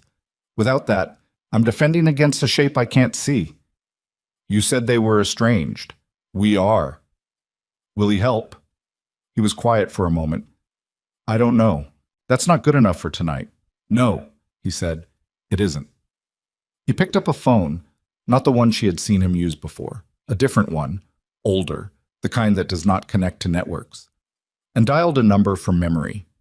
He held the phone to his ear and stood with his back straight and his other hand at his side, and she saw in his posture the specific quality of a man preparing for a conversation he has been avoiding for a long time. The call connected. She could hear the faint sound of a voice on the other end. Old, careful. alert in the way of a man who has never fully stopped watching. Taejin spoke in Korean. She could not follow the words, but she followed the register. The compressed quality of it, the specific formality of a man addressing someone he has hurt and has not spoken to and is calling now from the bottom of a very deep problem. He spoke for perhaps 2 minutes. Then he stopped and listened. His face during the listening was the most unguarded she had seen it. When he ended the call, he stood for a moment with the phone in his hand before setting it down. "He'll send what he has," Taejin said. "By morning." "What did he say?" Taejin turned to face her. His face was still doing the thing it had done during the call. The unguarded quality, something below the operational surface. "He said he had been waiting for me to need him again." A pause. "And that he was glad I had someone with me who could hold a situation steady while I made the call." She looked at him. "He knows about me." "He's known since the day you arrived." Taejin held her gaze. "He had you looked into within 48 hours. He said," stopped, started again. "He said that a woman who survives what you survived and still comes to the table instead of running away from it is the only kind of woman worth building anything with." Nia stood in the study and felt the specific weight of being seen by a person she had never met, assessed by a man whose intelligence networks apparently reached all the way into the particular grief of a 20-year-old girl in a storage room at 3 a.m. with her dead father's notebooks. She didn't know how to respond to that, so she didn't. "Try to sleep," she said. "One of us should." "Nia." He said her name the way he had not said it before. Not as an address, not as the beginning of a sentence. Just her name, with a weight in it that was its own complete statement. She looked at him. "Thank you," he said. She held his gaze for 3 seconds. Then she turned and walked to the door and stopped with her hand on the frame. "Don't thank me yet," she said. "We haven't gotten to morning." But morning got to them first. She was still in bed, the thin sleep of a person who has not truly let go of consciousness, when the sound reached her. Not an alarm, not a crash, something quieter and therefore worse. The specific controlled urgency of voices in the hallway moving fast. She was at the door before she was fully awake. Dong-soo was in the hallway with 2 men she recognized from the gate rotation, and his face had moved entirely beyond control into something that was not panic. He was too trained for panic, but was its functional equivalent in a man like him, pure, cold, operational dread. "What happened?" she said. 20 minutes ago," he said. 3 vehicles. They came in from the east access point, which has a 20-second gap in the rotation at 4:15. He looked at her, and his jaw was so tight she could hear the compression of it in his voice. "They took you." She stared at him. "What?" "They came for you. They had a vehicle at the East Garden wall. They knew your pattern, the morning walks, the bench in the corner." His eyes were steady on hers with the intensity of a man delivering a detonation. "They were 40 minutes early. You weren't there." The hallway swam slightly. She pressed her hand against the wall. "Where is Taejin?"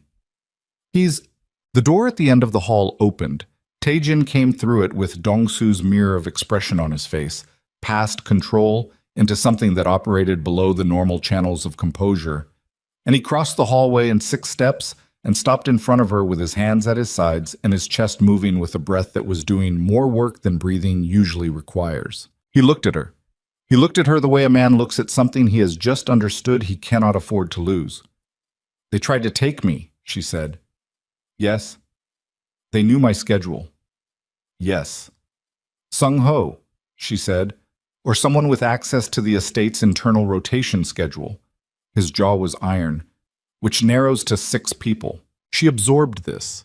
She stood in the hallway of a house with armed men at the gates and a council session at dawn, and a man named Min Seok repositioning assets in the dark, and an attempt on her specifically that had missed by 40 minutes because she had not been able to sleep. She thought about the bench in the garden, the corner under the tree, the place she had gone every morning because it was the one part of this estate she had claimed as hers. They had watched her claim it. They had built an operation around it. "They'll come back," she said. "Yes," Dong-soo said. "They'll recalibrate and come back." "Then I can't stay here," she said. The words came out flat and certain, and she felt them as she said them, not as defeat, but as the specific recognition of a tactical reality. I'm a target they've already located. Staying here gives them a fixed point and a known pattern, and eventually they'll get the timing right. I'm not sending you somewhere alone, Taejin said. The words came out with a force that was not a command, but was something rawer than that. I'm not asking you to, she said. She looked at him directly. I'm saying we stop reacting. We stop waiting for them to move and we move first. She held his gaze. Your grandfather, Do Hyun. You said he'd have the intelligence on Min Seok's backing by morning. Yes. Then we go to him. Tonight. Right now. She looked at Dong-soo. Can you get us out of here without the east access point knowing we've gone? Dong-soo looked at Taejin. Something passed between them. An old shorthand. Taejin gave him a single nod. 15 minutes, Dong-soo said. Nia went to her room. She moved with the specific economy of someone who has packed under pressure before. Not from safety, from flight, and the muscle memory of it was still there in her hands even after 3 weeks of beds with good sheets and thermostats that worked. She took her bag. She took her father's notebooks, which she had moved to the room because she was not leaving them again for someone else to throw away. She was back in the hallway in 11 minutes. Taejin was waiting. He had a jacket on and his face had closed back down to the operational stillness, but she could see beneath it now, and what was beneath it was not stillness at all. It was a man who had looked at an empty garden bench at 4 in the morning and understood in the specific way that understanding sometimes arrives, not as thought, not as conclusion, but as a physical impact in the chest, that he had been wrong about what mattered most to him. She did not say anything about this. She understood that now was not the moment for it. She stood beside him and looked at Dong-soo. Let's go, she said. But as Dong-soo moved toward the east corridor and the vehicle waiting beyond the garden wall, one of the gate guards appeared at the far end of the hallway with a phone in his hand and a look on his face that stopped everyone in the hallway in the same breath. Sir, the guard said to Taejin, it's Min Seok. He's on the external line. He says... The guard paused, and in the pause was the specific quality of a man who has heard something he did not expect to hear and is still processing it. He says he already has her. Nia felt the hallway tilt. Taejin turned slowly to look at her, and she looked back at him, and for 3 full seconds, neither of them spoke, because neither of them yet understood what Min Seok meant by a claim that was physically impossible. She was standing right here, she was right here, until the guard said the second part. He says he has Celine Brooks, the guard said, and he says she's been very forthcoming. Taejin took the phone. Nia watched his face during the 30 seconds he listened. She had become, in 3 weeks, a reader of that face. Its compressions and releases, the specific architecture of how it managed information. And what she saw now was something she had not seen before. Not anger, not calculation. Something beneath both of those. The thing that lives under a man's controlled surface, when the controlled surface is no longer the priority. Put her on, he said. A pause. Then a woman's voice through the phone, thin and compressed by the line, and even at distance and through a speaker, Nia could hear the quality of it, the particular register of a person speaking under duress while trying not to demonstrate that they are. Celine Brooks, performing composure from somewhere she had not chosen to be. Taejin. Celine's voice, controlled, almost. Are you hurt? He said. Not yet. A breath. They've been very direct about what they want. Put Min Seok on. Another pause. Then a different voice. A man's voice, Korean, with the particular cadence of someone who has been waiting a long time for a specific phone call and is now savoring the architecture of the moment. Boss, Min Seok said. The word carried its history. Where? Taejin said. You know the Meridian Warehouse Complex, South Dock, Building 7. A pause with something embedded in it. Come alone. Transfer documentation for the full asset structure. Every account, every holding, every operational network, signed and executable. You have 4 hours. Another pause, longer this time, engineered for maximum weight. And bring the wife. The call ended. The hallway was completely silent. Nia could hear her own pulse. Not fast. Her pulse was not fast, which was its own information about what she was becoming in this house, in this situation, in the accumulation of nights that had rebuilt something in her that Celine's house had spent 3 years dismantling. Tae-jin lowered the phone. "He wants the organization," Dong-soo said. It was not a question. "Everything signed over, executable tonight." "It's a trap," Dong-soo said. "Even if you comply." "I know. He'll execute both of you anyway. He can't leave you alive with what you know about his—" "I know," Tae-jin said again. The two words landed with a flatness that was not resignation. It was the flatness of a man who has already moved past the analysis into the space where decisions are made. Nia looked at him. "You're going?" "Yes." "With the documentation?" "Yes." "Even knowing it's a trap?" He turned to look at her, and his face had something in it that she had seen once before. On the night of the attempted abduction, in the hallway, when he had looked at the empty garden bench and understood something at the level below thought. "She's there because of me," he said. "Because I made the arrangement through her network. Whatever she is, whatever she did to you, she's there because of me." Nia looked at him. She thought about Celine, the kitchen floors, the documents, the $200, the smile. She thought about being 17 and having no one. "I'm coming with you," she said. "No." "He asked for both of us. If I'm not in that car, he executes her before you reach the building." She held his gaze. "You know that." His jaw was iron. "Nia, I know what I'm walking into," she said. "That's different from not walking in." The silence between them lasted 4 seconds. She counted them. Then Dong-soo said quietly, "She's right about Min-suk's sequence. He'll move on the hostage the moment the vehicle arrives without her." Tae-jin looked at Dong-soo, then back at Nia. The thing in his face was raw, and she did not look away from it. "All right," he said. The words cost him something. Dong-soo moved. He was on his phone before he cleared the hallway, speaking in rapid Korean, and Nia could hear in the cadence of it that he was building something. Not a plan yet, but the skeleton of one, the rapid assembly of pieces from available materials. She had come to understand that Dong-soo's mind operated like a man running calculations he had already run before in different configurations. She went back to her room and sat on the edge of the bed for 90 seconds. She did not pray. She did not look at the ceiling. She looked at her hands in her lap, and she thought about her father. Not the grief of him, not the loss, but the specific quality of the man, the particular way he had held himself when things were hard. Edward Okafor had not been a large man or a loud one. He had been a man who understood that the resolution of difficult things required the willingness to be present for the difficulty rather than managing it from a distance. She picked up the bag. She left the notebooks on the bed. She could not afford to be carrying anything that was not essential. The drive to the Meridian complex took 22 minutes. She sat beside Tae-jin in the back of the vehicle and did not speak, and he did not speak, and the city moved past the dark windows in the particular way it moves at 4:30 in the morning, emptied of its ordinary traffic, reduced to its essential shapes. She was aware of him with a specificity she could not categorize. The warmth of him, the weight of him in the seat beside her, the sound of his breathing, which was controlled but not slow. He reached over and put his hand over hers. She did not pull away. She did not say anything. She turned her hand over and held his, and they sat like that for the remainder of the drive, in the dark, not speaking, which was more honest than anything either of them had said in 3 weeks.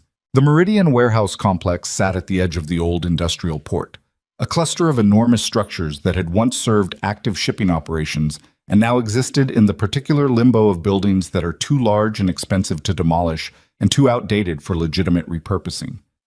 Building 7 was the southernmost, backing onto a section of dock that had been decommissioned for years.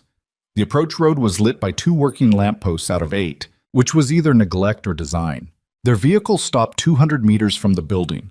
Dong-soo was in the front seat. He had said almost nothing during the drive. He turned now. 14 minutes, he said, after you enter. Tae-jin nodded. Nia looked at the building, at the distance between the vehicle and the door, at the lampposts that worked and the ones that didn't, and the specific geometry of what was illuminated and what was left in dark. "There are men on the roof," she said. "Left side. I can see the silhouette shift every 90 seconds. That's a rotation."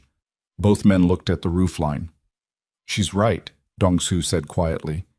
"At least 2 positions," Nia said. "Maybe 3. And there's someone at the vehicle entrance, east side. The lamppost there is out, but you can see a different quality of dark near the shutter door. Taejin looked at her. I've been watching the light change in this complex for 6 minutes, she said. While you were talking, he held her gaze. When we're inside, he said carefully, stay close to me. Not behind me. Beside me. I need to see your position. I know. And if I tell you to move, I'll move, she said, but you have to trust me to read the room. He held her gaze for one more second. Then he opened the door.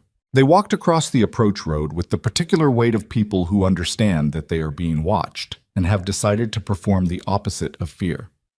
Taejin carried a document folder. The transfer documentation, which Nia knew, and he knew, and Dong-soo knew, was not what it appeared to be, but which needed to appear genuine for the first 4 minutes of whatever was about to happen. She walked beside him, exactly beside him, not behind, as he had asked. The door to Building 7 was a standard personnel entrance set into the larger shutter frame. It was unlocked. This too was a message. We were ready for you. We have been ready. The terms of this arrival were set by us. Inside was darkness, and then, as her eyes adjusted, not darkness. Suspended work lights, 3 of them, created pools of harsh white in the center of the space. The building was cavernous. The smell of it was rust and standing water and something chemical that had been there for years. The concrete floor was broken in places. Steel I-beams ran overhead at intervals. In the center pool of light, a chair. In the chair, Celine. Nia saw her and felt the specific complex temperature of it. The woman who had sold her, who had stolen 3 years of her life, who had handed her to a stranger for $200, sitting in a chair in a warehouse with her wrists bound and her composure performing at full strength despite everything. Because Celine Brooks had never in her life permitted herself to look afraid in front of anyone, and apparently a rival crime organization's hostage situation was not going to be the exception. Their eyes met. Celine's face did something, a flicker, fast and involuntary, that Nia read as the specific expression of a person confronting a consequence they calculated but did not fully believe would materialize. Nia, Celine said. Her voice was steady. Almost. Nia said nothing. Min-suk stepped out of the dark at the edge of the light pool. She knew him immediately, not from a photograph, she had never been shown one, but from the specific quality of his presence. He was perhaps 55, heavier than she had imagined, with the physical weight of a man who had once been conditioned and had spent the past 18 months eating his resentment. His face was not the face of a man celebrating. It was the face of a man completing a transaction he had decided on long ago. Beside him, slightly behind, Baek Sung-ho. Gray temples, dark jacket. The cold face she had catalogued in the conference room 2 weeks ago and filed for later. Later was now. You brought her, Min-suk said. He looked at Nia with the particular quality of a man assessing a tool. Good. The documentation, Taejin said. He held up the folder. Set it on the floor. Taejin set it on the floor. Min-seok looked at Sung-ho. Sung-ho moved forward and picked up the folder and opened it and examined the first pages. His face registered something, a frown, small and fast. These need verification, Sung-ho said. They're executed and notarized, Taejin said. Every account, every network, every holding, everything you asked for. Min-suk looked at him. Why so cooperative? Because you have something I don't want to lose. Min-seok's eyes moved to Nia. He looked at her for a moment with an expression she did not like. Not because it was threatening, but because it was assessing in the way of a man filing information for later use. Funny, he said. What a man will give up for a woman he's known 3 weeks. Release the woman in the chair, Taejin said. And we're done here. We're done when I say we're done. Min-suk turned to one of the men at the edge of the light, 4 of them visible, she had counted, and said something in Korean. The man moved towards Celine. Nia watched his hands. He reached behind the chair and she heard the sound of the binding being cut, and Celine stood, slowly, with the careful movements of someone whose hands had been restricted for hours, and whose body was managing the return of circulation. Celine took 2 steps toward Nia and stopped. She looked at her stepdaughter in the harsh light of a decommissioned warehouse at 5 in the morning and said, quietly, in a voice stripped of its usual performance, I'm sorry. The two words landed in a way Nia was not prepared for. She had prepared for many things in the drive over. She had not prepared for a genuine apology from a woman she had never heard apologize for anything. She looked at Celine and felt the specific complexity of a person who has been wronged deeply and irrevocably, and is being handed something that looks like accountability 3 years too late, and in the worst possible location.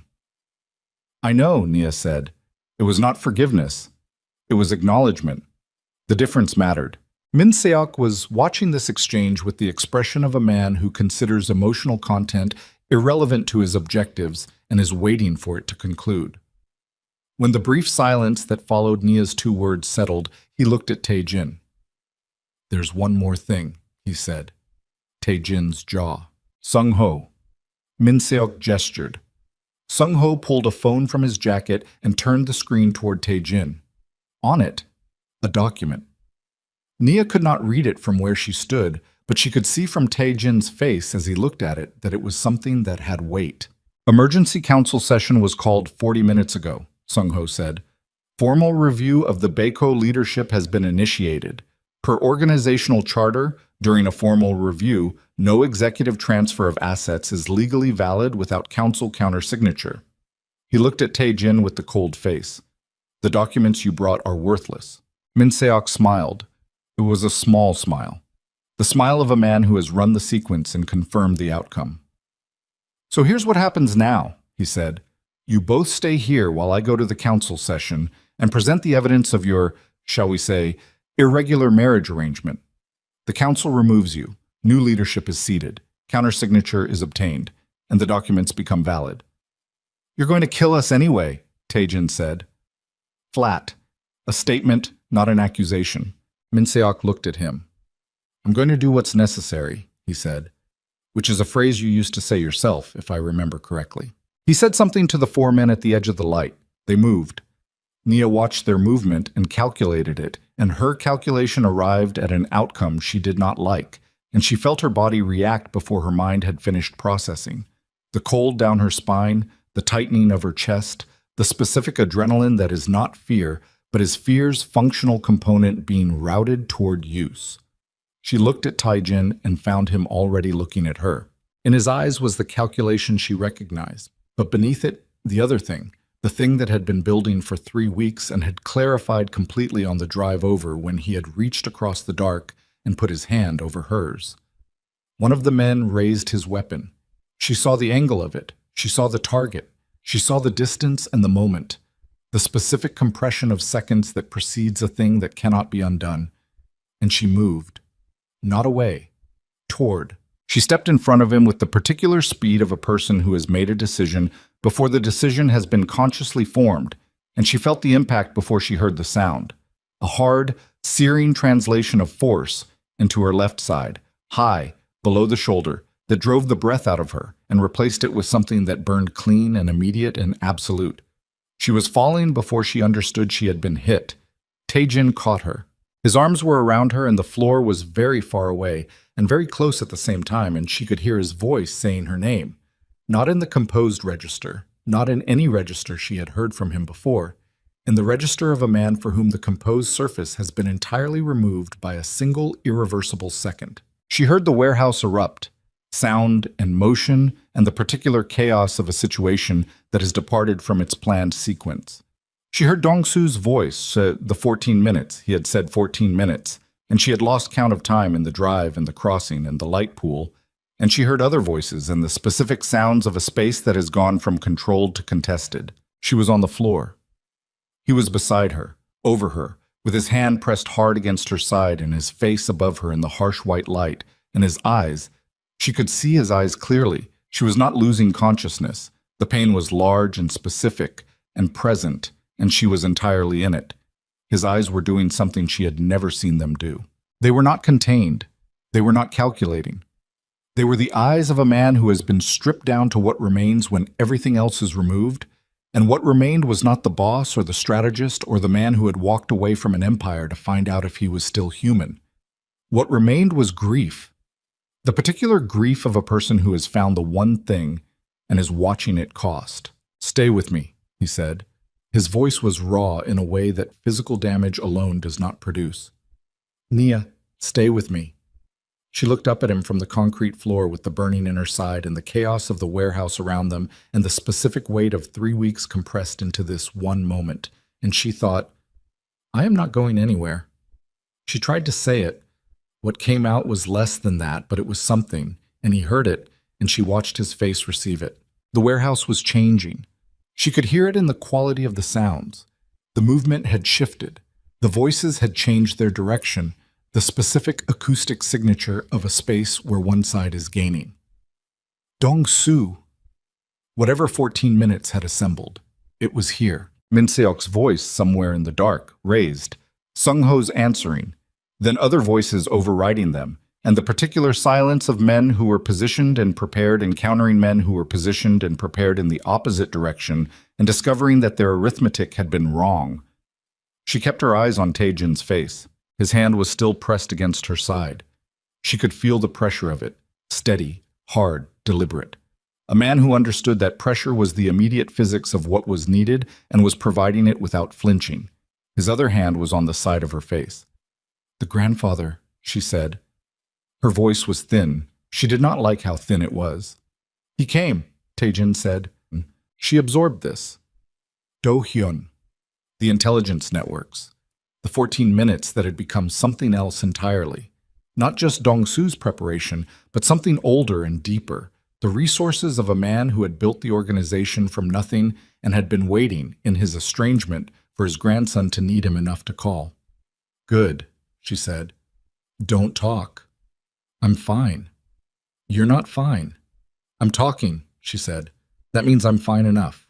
He looked at her and his face was doing the unguarded thing, and she looked back at him, and somewhere in the warehouse the sounds of the operation were resolving, the controlled chaos settling into the specific quality of an aftermath, and she thought, "We are going to be here when the dust settles." She thought, "I am going to be here." But the pain in her side was very large now, spreading in a way that had changed quality from the first sharp translation to something deeper and more systemic, and she felt her body beginning to do the thing bodies do when they are managing something serious. The coldness in her hands, the narrowing of her peripheral vision, the particular tiredness that is not ordinary tiredness. And she looked at Taejin's face above her, and she held onto his eyes the way a person holds onto something fixed when the ground is moving. "Hospital," she said. "I know." His voice cracked on the word, just slightly, just enough. "Don't fall apart," she said. "Not yet." He looked at her, and his jaw was working against something, and his eyes were bright in the harsh light.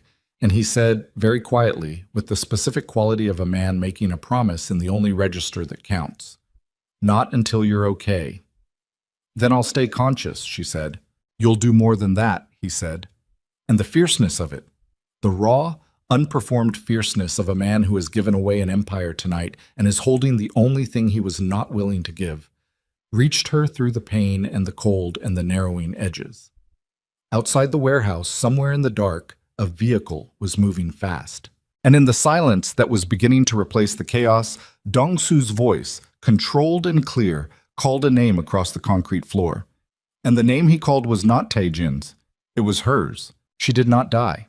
This was the first fact of the morning, and it was not a small one. The surgery took 4 hours and 11 minutes, which Taejin knew because he counted every one of them in a private waiting room of a medical facility that did not appear on any public registry, staffed by people who had signed the kind of agreements that meant the work they did here was never discussed outside these walls. Do-hyun had built this place 15 years ago.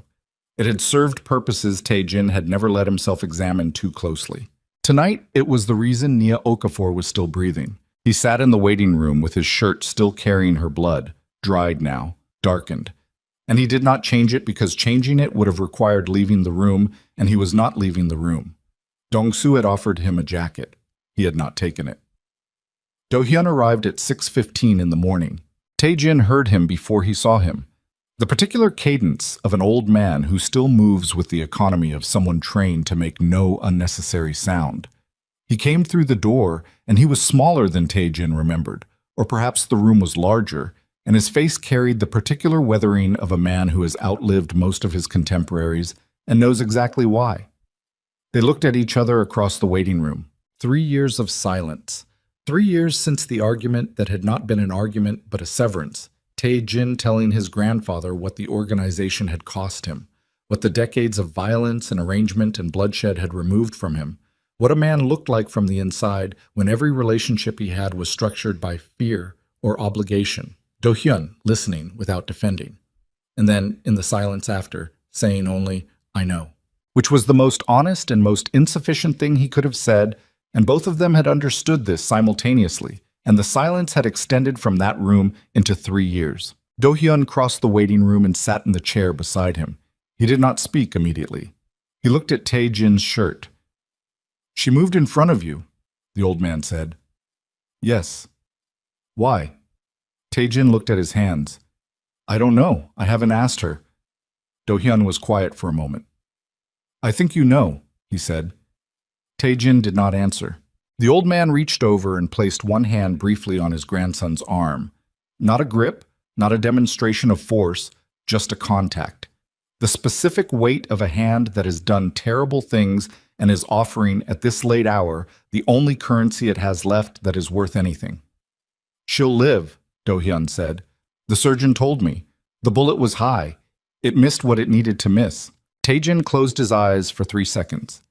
3 seconds in which the thing he had been holding rigid in his chest since the warehouse floor was permitted a fraction of release before he brought it back under control. Because there were still things that needed doing and he could not do them from the floor of himself. "Min Seok," he said. "In custody," Do-hyun said. "Dong-su's people in mind between them. He is not comfortable." A pause with a precise quality. "He will confess." Men like Min Seok always confess when they understand that the architecture of their protection has been fully disassembled. Sung-ho. Also in custody, his cooperation has already begun. He is a man who attached himself to a cause rather than a person, which means when the cause fails, he reassesses his position with considerable speed. The council. Do-hyun exhaled slowly. The emergency session was convened at 4:30. By 6, Cho and Yoon had the full account of Min Seok's operation, the planted evidence, the coordinated approach through Hyunjae, the warehouse arrangement. The session was adjourned pending a full review of Sung-ho's activities. The old man paused. "Your position is not in question. It will need formal confirmation, but that is procedural now, not contested." Tae-jin nodded. He looked at the door at the far end of the room, the one that led to the corridor that led to the operating theater. "She went in front of you," Do-hyun said again. Not pressing. Returning to it. "Yes. A woman who 3 weeks ago was a stranger, who had every reason to—" Do-hyun stopped, chose different words. "Who had not chosen any of this." "No. And she stepped in front of a weapon for you." Tae-jin looked at his grandfather. The old man's face was not performing sentiment. It was making an observation with the precision of someone who has spent a lifetime studying what people reveal when the situation is genuinely extreme. "I know what that means," Tae-jin said quietly. "I think," Do-hyun said, "that you have known for some time." The surgeon came out at 7:43. He was a compact man in his 60s who spoke in the direct manner of someone who has learned that the people in waiting rooms do not need his performance of reassurance, but need his actual assessment, which Tae-jin had always respected. "The bullet extracted cleanly," he said. "No organ damage. Significant blood loss, which the transfusion has addressed. She will need 4 to 6 weeks of restricted activity. She will have pain. She will recover fully." He looked at Tae-jin. "She is awake and has asked for you specifically." He was through the door before the surgeon finished the last sentence. The room was small and white and overlit in the way of medical spaces that have no interest in atmosphere. She was in the bed with monitors beside her and an IV line in her left arm, and the particular stillness of a person whose body has been through something and is now marshaling its resources with the serious intent of repair. Her face was pale in a way that was different from her usual coloring, and her eyes were open, and when he came through the door they found him immediately. He pulled the chair to the side of the bed and sat and looked at her and did not speak because the speaking required him to first dismantle something in his chest that had been load-bearing all night, and he needed a moment. "You're wearing my blood," she said. Her voice was thin and hoarse, which the surgery and the tubes and the night would explain, but it was present. It was entirely hers. The flat, direct quality of it, the specific register of a woman who has never used extra words when the necessary ones will do. Yes, he said, that's dramatic. I wasn't thinking about optics. She looked at him. Her eyes moved over his face with the reading quality she had developed in 3 weeks that had always unsettled him slightly, the sense of being seen with more accuracy than he had consented to. You need to sleep, she said. Later. Taejin. Later, he said again. And his voice on her name had the quality it had acquired on the warehouse floor, the specific rawness of a register that has had its outer layer removed. She looked at the ceiling for a moment, then back at him. Min Seok. Handled. The council. Handled. Sung Ho. Handled. She absorbed this. Your grandfather. He's outside. Something moved in her face. Not surprised. She had heard him in the warehouse. Dong-soo had confirmed his arrival when she had still been conscious enough to process it. Something more complicated than surprise.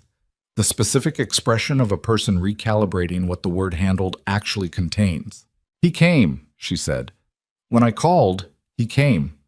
She was quiet for a moment. How long since you'd spoken? 3 years. She looked at the IV line in her arm. You called him because of me. I called him because I needed his intelligence networks and I had run out of time. He paused. And because I needed to call him. The timing was yours. She turned to look at him. That's an honest answer. You asked for honest answers. I've been trying to provide them. The room was quiet except for the monitors. Outside the door, the low sounds of a facility in operation. She shifted slightly and then went still, which told him the movement had cost something. Don't, he said. I'm fine. You said that on the floor of the warehouse too, and I was right then also. But she stayed still. Her hands were on the sheet in front of her and he could see the effort in them, the particular controlled quality of someone managing pain through the discipline of not reacting to it.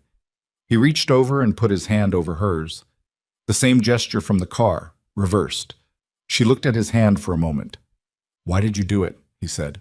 Move in front of me. She was quiet for long enough that he thought she might not answer. Then she said, because I didn't want you to be shot. That's not a complete answer.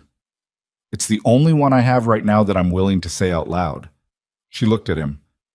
Ask me again when I'm not in a hospital bed connected to a machine. He held her gaze. I'll ask you again, he said. I know you will. The silence between them was the warmest silence she had experienced in this building, and she let herself rest in it, let her body receive the permission of it.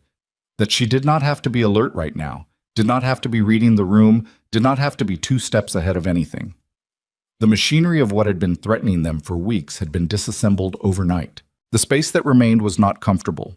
Recovery was not comfortable, and 3 weeks of accumulated tension did not evaporate because the immediate crisis had resolved. But it was real. It was theirs. I need to do something, she said. Before I'm fully recovered, I need you to help me do it. What? Celine. He waited. She's not my enemy anymore, Naya said. And the precision of that phrasing, not forgiveness, not reconciliation, but the specific removal of a category, was something she had been working out since the warehouse floor when the woman had said, I'm sorry, in a stripped voice, and she had said, I know, and the transaction between them had changed shape. But what she did, the fraud on the estate, the documents, 3 years of, it can't just sit there. It needs a consequence that isn't me. The organization has a legal division, he said. They operate entirely within the law. They're some of the best attorneys in the country. I know, I want to use them. They're yours to use. She looked at him. I don't want to keep the estate money, she said. Whatever comes back through the legal process. I've thought about this. All right. There are shelters. For women who are in the situation I was in, controlled, isolated, no resources, I want the money to go there. She held his gaze. All of it. He looked at her.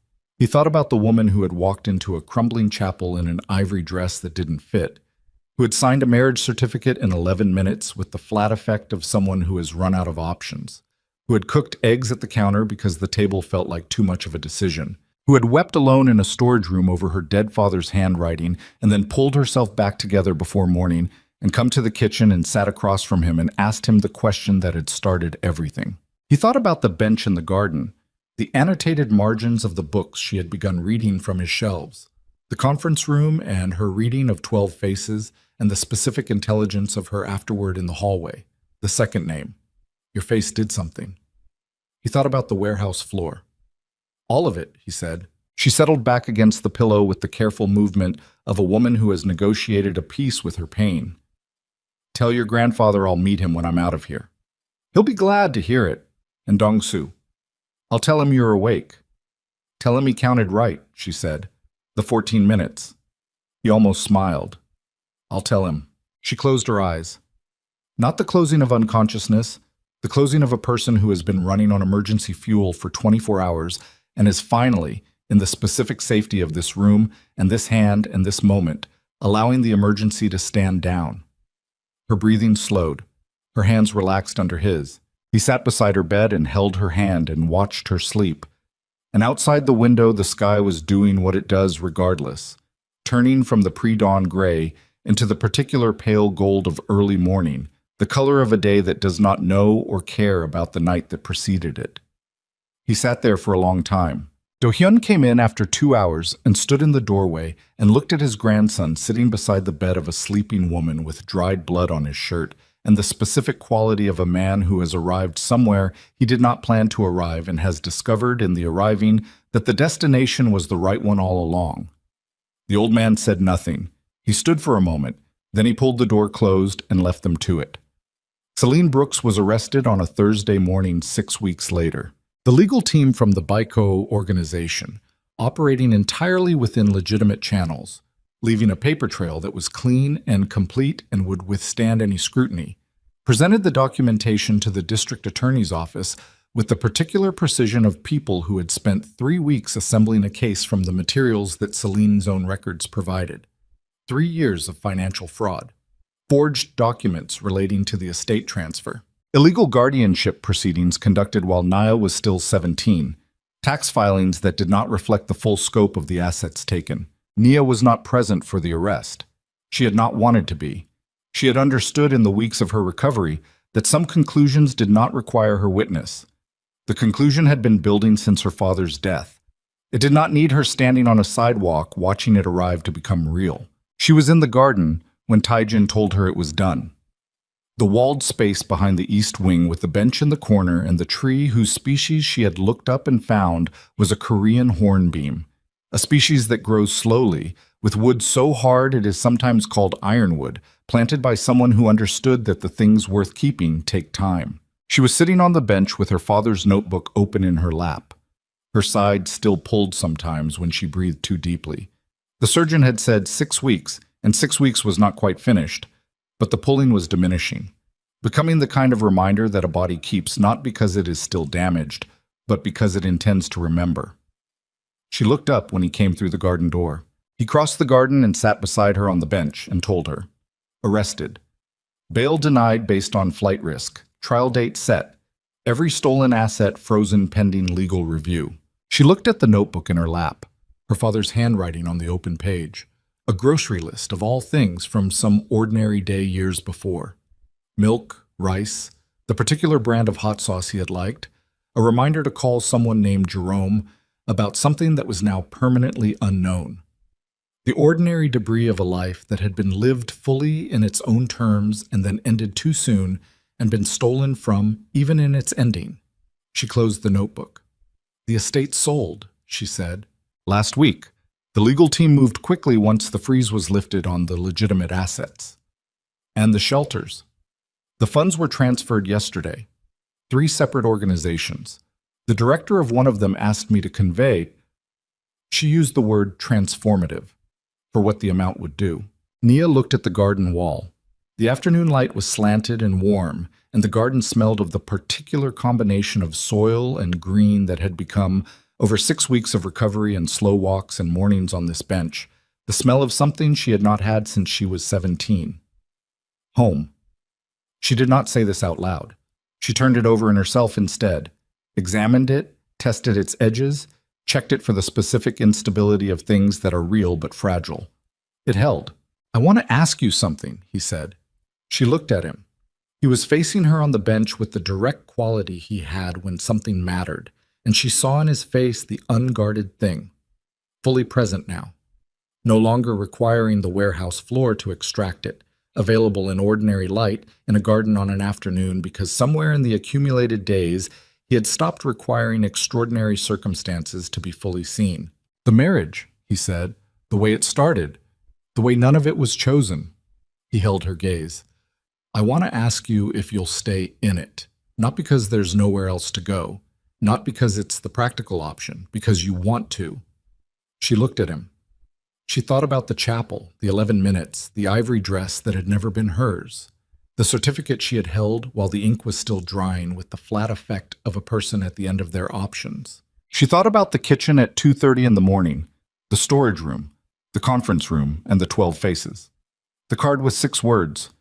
The bench in the garden, the warehouse floor. She thought about her father's notebook in her lap, and a man who had sent someone to rescue it from a garbage pile because it was hers. "I have conditions," she said. Something in his face shifted. Not surprise, not relief yet, but the specific focused quality of a man who is listening with his whole attention. "No more decisions made above my head," she said, "about my safety, my position, my information. I'm not a variable to be managed." "Agreed. Your grandfather. I want a real relationship with him, not a formality. He wants the same thing, he told me specifically. The organization, the transition you started toward legitimate operations. I want a timeline, a real one, not a gesture." He held her gaze. 5 years, he said. "Complete transition. I've already begun the structural work. Do-hyun is helping." She absorbed this. Then, "And no more homeless men near train tracks." He looked at her. "If you need to know something about yourself," she said, "you can ask me." The silence that followed this was the particular quality of silence that forms when something true has been said with enough precision that there is no useful response but acknowledgement. "Okay," he said, quietly. She looked at the garden, at the hornbeam in the corner with its slow-grown ironwood, at the afternoon light on the old stone wall, at the world that was, despite everything it had put her through, despite 3 years of kitchen floors and stolen inheritances and 11-minute ceremonies and warehouse floors and bullets that had missed what they needed to miss, undeniably, stubbornly, still full of things that were worth staying for. "Then yes," she said, "I'll stay." He did not say anything for a moment. He reached over and she felt his hand cover hers. The same gesture, the one that had started in a car on the way to a warehouse and had become by now the specific language of everything they had not yet put into words. She turned her hand over and held his. 1 year later, the Kang Estate's eastern garden was strung with lights that someone had spent the better part of a day threading through the hornbeam branches and along the top of the old stone wall. It was evening. There were perhaps 40 people, not the hundreds that a man of Taijin's former profile might once have convened, not the display of power, but the specific people who had earned the right to be in a room and know what the room meant. Dong-soo stood near the garden wall with a drink he had barely touched, watching everything with the expression he always wore, the controlled assessment, the cataloging of a man who has never fully stepped out of operational mode but has learned over a year to let it run quietly in the background while the foreground contained something else. Do-hyun sat in the chair that had been placed for him near the hornbeam. He was old in a way that had progressed over the year, slower to rise, more deliberate in his movements, but his eyes had not aged. They were the same eyes that had watched a photograph of a 20-year-old woman in a storage room full of her dead father's notebooks and said, "This one." He watched his grandson cross the garden, and he watched the woman. His grandson crossed the garden toward, and his face held something that was, in its way, the most honest expression he had worn in 40 years of a life spent in the discipline of concealment. It was something like peace. The peace of a man who has made enough costly mistakes to understand exactly what their corrective looks like when it arrives. Nia was in a dress that was hers. That distinction, "This is mine, I chose this, nobody handed it to me," had not diminished in a year. She suspected it would not diminish. She suspected that the women who have had things taken from them carry the ownership of chosen things with a specific and permanent weight, and she had decided that this was not a wound but a form of knowledge. Taejin reached her and stopped and looked at her the way he had been looking at her all day.